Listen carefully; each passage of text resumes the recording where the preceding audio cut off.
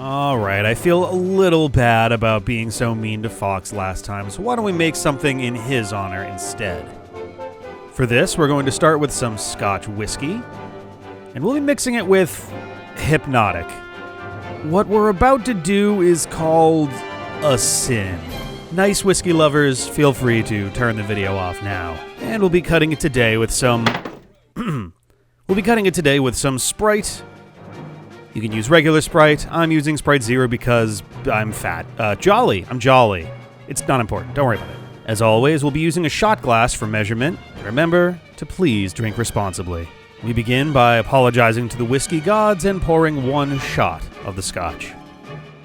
We then further desecrate the 12-year Macallan with 2 shots of Hypnotiq. We cut it with 1 shot of the Sprite. And if you're looking for an extra kick, feel free to drop a fireball in. If it fits.